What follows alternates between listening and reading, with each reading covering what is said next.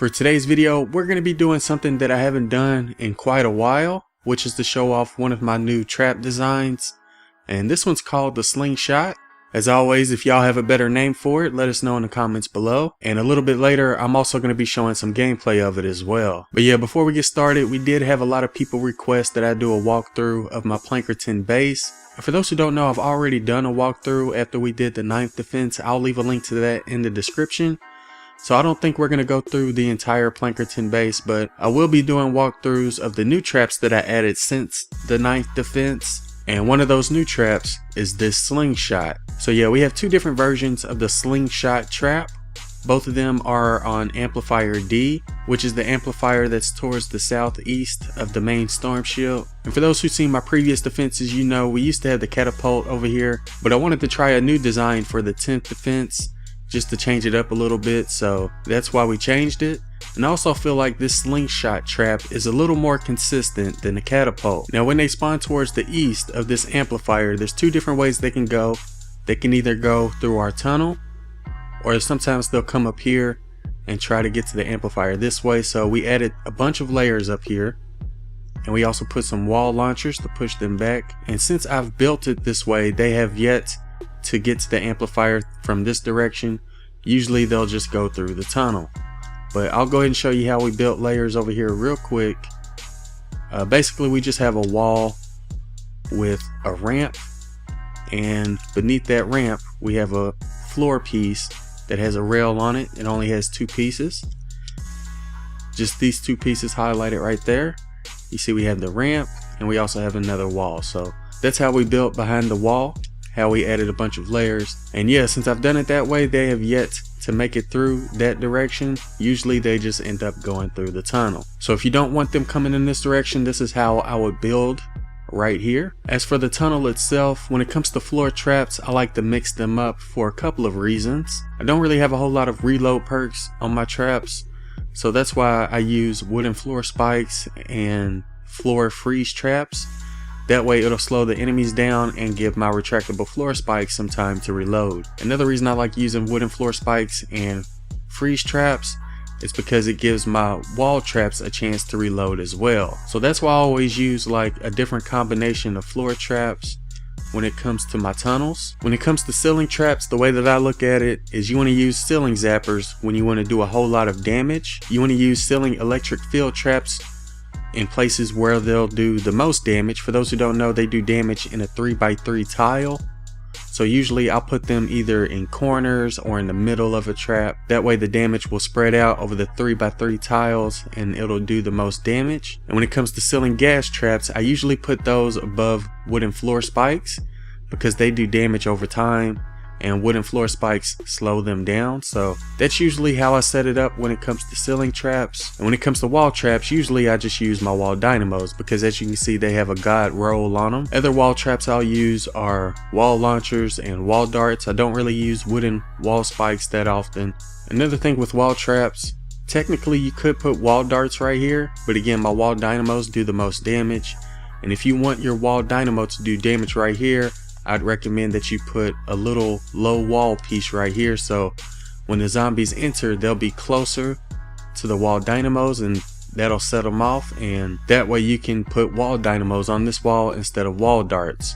For those who don't know, the wall darts are triggered within 3 tiles, and they'll do damage to any target that's within 6 tiles. So yeah, I definitely recommend that you put wall darts on these back walls, because again, if they come within 3 tiles, it'll trigger those wall darts, and these wall darts will do damage to anything that's within 6 tiles.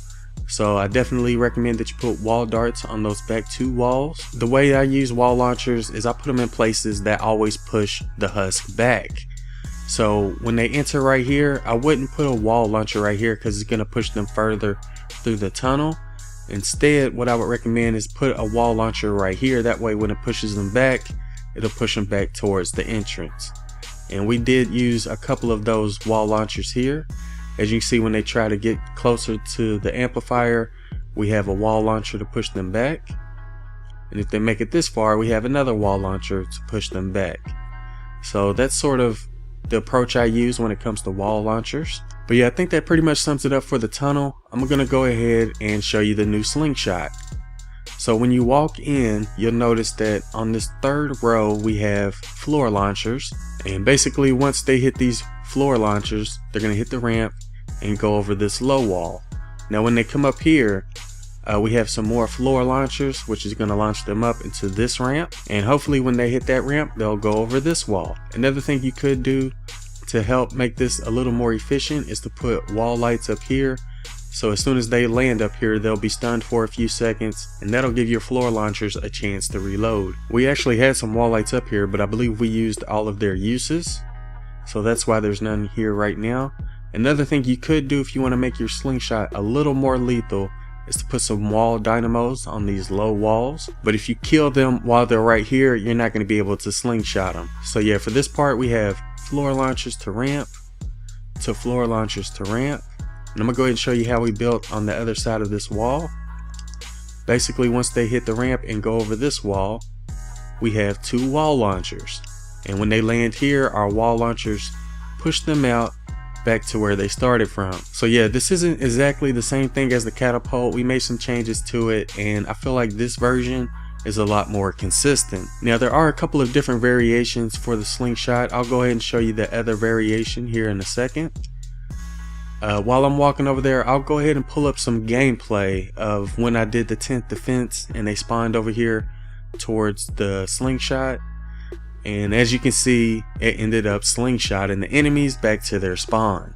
Unfortunately, I wasn't able to get any gameplay of it during the 10th defense because when I got this gameplay, we ended up failing this defense, so I couldn't upload it. But I still wanted to show gameplay of it, so that's sort of what the slingshot looks like when you're using it. And another reason I like it is because it launches the husk further away from your base than the catapult does. And not only can you use this trap design for your storm shield defenses, you can also use it in certain missions depending on what the terrain looks like around the objective. Now the second version of the slingshot we used at the same amplifier, which is towards the southeast in Plankerton, and this one's slightly different than the first one I showed you, but it's just as effective. Anyways, as you can see, the amplifier is right here, and when they spawn towards the south, they'll come in this direction to get to the amplifier. Unfortunately, we were able to get some gameplay of this one during our 10th defense, but this one is on the ground level. So with the previous one that I showed you, we actually launched them up onto one layer, and then we launched them up again and then slingshotted them out. But for this version, instead of having 2 ramps and launching them up twice, we're only going to be launching them up once. So I'm gonna go ahead and start from where they spawned at. So again, if they spawn towards the south, usually they'll go in this direction towards the amplifier. Sometimes they'll try to walk up this ramp, which is why we added a bunch of layers. As you can see, we have a wall with a wall launcher, stairs, and then a floor. And then below that we have another wall with a wall launcher, stairs, and then a floor. And down here we have another wall with wall launchers. But yeah, when they spawn towards the south, they can either go up this ramp, which is why we added a bunch of layers. We don't want them going up there. A lot of times they'll also go this way, which is why we put a wall launcher here, because technically we want them to go this way because we have a lot more traps over in that direction. But sometimes they'll make it through here, and when they get here, we have another wall launcher to push them out here. We have a wall launcher here to push them out there, and we also have a wall launcher here to push them back towards where they spawned from. And again, like I said earlier, I really recommend that you put the gas ceiling traps in combination with the wooden floor spikes. They tend to work really well together. But yeah, the second version of the slingshot is located over here. So again, if they walk through, we have a wall launcher to push them towards our slingshot. We got 2 wall launchers over here to push them towards it, and this is where the slingshot begins. So we have 2 floor launchers right here which push them up into our ramps. And again, this version of the slingshot is only 1 level. In the previous one that I showed you, it was 2 levels. But yeah, they walk over these floor launchers, hit the ramp, go over the wall, and once they hit the ramps and go over this wall, we have 2 more wall launchers that's going to launch them into this area over here that has a bunch of traps. And basically they're going to have to go through a bunch of traps before they can get to the amplifier. And as you see here, when we have the wall launcher with just 1 tile and then the cliff, all you'll need is a wall launcher, and it should launch them far enough out. But as you can see right here, we have 2 tiles in between where we want them to go and the wall launcher. So what I would recommend doing, if you have 2 tiles in between where you want them to go is to put a floor launcher on that second tile and put another ramp above that. So yeah, starting at the beginning of the slingshot, we have 2 floor launchers hit the ramp, go over this wall over here, and then right here we have a wall launcher to push them out into this area where we want them to go. And since there's 2 tiles right here, we have a wall launcher and another floor launcher with another ramp. So once they get launched over this wall and this wall launcher pushes them out, if it doesn't push them out all the way, then we have another floor launcher to push them up into this ramp, and that's going to push them out to where we want them to go. And as you can see, we also did the same thing over here as well.